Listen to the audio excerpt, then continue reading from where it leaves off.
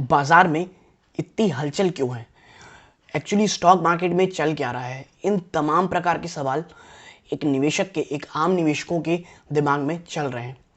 तो आज इस सवाल के जवाब को यहाँ खोजने की कोशिश करते हैं।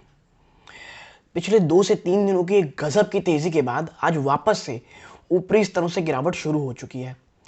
और अब ये लग रहा है कि वापस से क्या जो पिछली बार एक 14 to 15% के आसपास की एक करेक्शन बाजार ने देखी थी, क्या वो वापस से होने वाली है? और अगर नहीं तो इस गिरावट का रीज़न क्या है? तो सबसे पहले मैं आपको बताऊंगा कि इन तमाम चीज़ों के जो ये गिरावट, ये तेज़ी, ये एक्चुअली ऐसे हुए क्यों। नमस्कार दोस्तों, मेरा नाम है अमिताभ मिश्रा और आज बात करने वाला हूं मैं बाजार के ऊपर, जो बाजार में हलचल जारी है उन तमाम चीज़ों पर। सबसे पहले आज ये गिरावट क्यों हुई है, इससे ज़्यादा हमको ये देखना पड़ेगा कि तेज़ी क्यों आई थी। बाजार का जो सबसे बड़ा डर था एक वक्त में, वो था कि क्रूड ऑयल $100 के ऊपर टिक जा रहा था। $130 प्रति बैरल भी ये छुआ था और बाजार को डर ये था कि आने वाले कई, कह लीजिए, महीनों तक भी, और अगर महीनों भी नहीं तो आने वाले 1 या 2 ही महीनों में अगर क्रूड ऑयल इसी तरह $110 $100 के ऊपर सस्टेन कर जाता है, ये पूरी की पूरी भारतीय अर्थव्यवस्था के लिए बहुत घातक होता। पूरी की पूरी कंपनीज के लिए, जो एक्सपोर्ट करती हैं, जो ट्रांसपोर्ट करती हैं, उनके जो बॉटम लाइन में, उनमें बहुत ज़्यादा प्रेशर देखने को मिलता। Tyre industry, paint industry, chemical industry, इन सब में ज़बरदस्त दबाव था, क्योंकि जो इनके रॉ मटेरियल्स थे, जो इनके इनपुट कॉस्ट थे, वो इतने ज़्यादा बढ़ जा रहे थे कि जो इनके बॉटम लाइन और मार्जिन को एक बहुत बड़ा डेंट देते। लेकिन फिर होता है एक दूसरा, कह लीजिए आप, एक नया गेम चलता है और जो क्रूड ऑयल है वो $100 के नीचे सस्टेन कर जाता है और 95-94 के पास। ये चीज़ बाजार को बहुत अच्छी लगती है, क्योंकि एक जो बॉटम बनता दिख रहा था $100 के आसपास, वो टूट जाता है और बाजार एक ज़बरदस्त तेज़ी दिखाता है। और इसी के साथ साथ जो यूएस फेड है वो 0.25% की तेज़ी कर देता है इंटरेस्ट रेट में, जो बाजार बहुत समय से एंटिसिपेट किया था। और मैं हमेशा एक चीज़ कहता हूँ, बाजार को कभी भी अनसर्टिनिटी नहीं पसंद है। यस और नो, ब्लैक और वाइट, वो इस तरह की चीज़ें देखता है।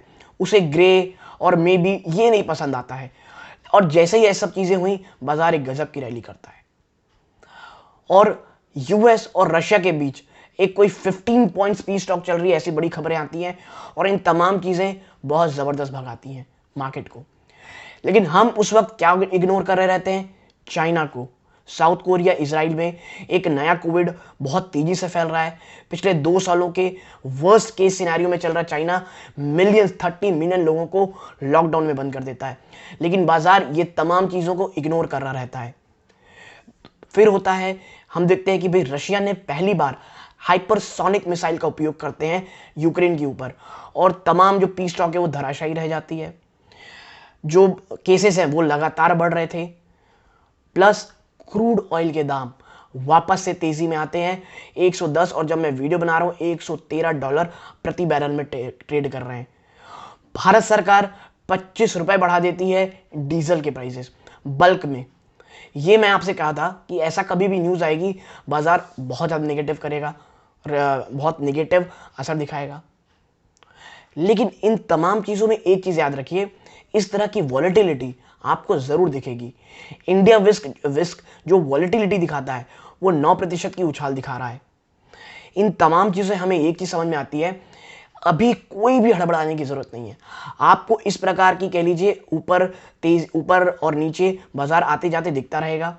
क्रूड ऑयल अगर दोस्तों इस तरह सस्टेन रहता है $100 के ऊपर आने वाले काफ़ी लंबे समय तक, महीने 2 महीने तक, बहुत ज़्यादा प्रॉब्लम रहेगी।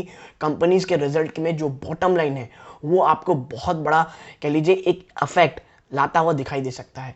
और मैं आपको बता दूं, ये चीज़ बहुत समय से दिख रही है और ये आगे भी जारी रहेगी।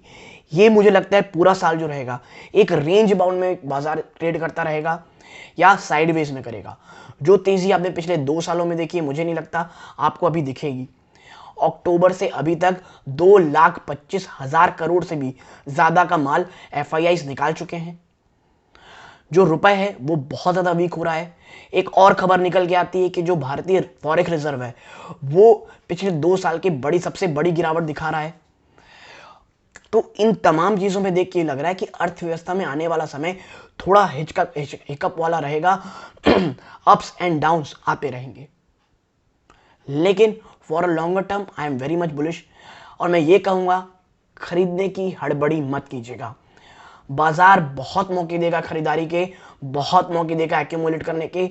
बस अगर आप एक कैश रखे हैं तो प्लीज़ कैश को रखे रहें, हड़बड़ाइए नहीं। बहुत अच्छे अच्छे स्टॉक्स आपको बहुत अच्छे रेट्स मिल रहे हैं, चाहे वो HUL मिल रहा हो, एशियन पेंट्स अगर गिरता है, टायर इंडस्ट्री अगर गिरती है, उनके जो लीडर स्टॉक्स हैं उनमें जाएं, निवेश करने की कोशिश करें, क्योंकि अभी का समय पोर्टफोलियो बनाने के लिए बहुत अच्छा है, एक्यूमुलेट करने के लिए अच्छा है। लेकिन मैं कहूँगा हड़बड़ाइएगा नहीं। एवरेजिंग में बहुत हड़बड़ी मत कीजिएगा।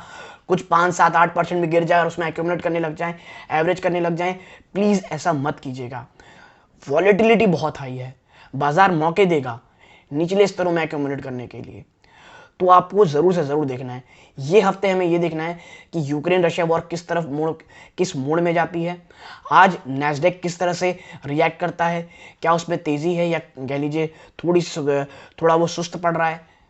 तो इन तमाम चीज़ें इंडिकेट होगा हमें हमारा कल का ट्रेड। लेकिन मेरा ये मानना है आने वाले समय ये पूरा एक हफ्ता थोड़ा शायद वॉलेटाइल रह सकता है। और अगर आपको मेरा ये पूरा एनालिसिस पसंद आया हो, क्योंकि ये एनालिसिस मेरा इसलिए बनाने का नहीं था कि बाजार भागेगा या गिरेगा, ये बताने का था कि क्या चीज़ें हैं जो बाजार बहुत समय से इग्नोर कर रहा था, और अगर वापस से उस तरफ जाता है तो वापस एक छोटा मोटा करेक्शन आपको बाजार में ज़रूर दिखेगा। आप यहाँ तक जुड़े हैं, इस बात का बहुत बहुत धन्यवाद। चैनल में पहली बार आए सब्सक्राइब कीजिए, वीडियो अच्छी लगती है लाइक कीजिएगा। यहाँ तक जुड़े रहने के लिए धन्यवाद।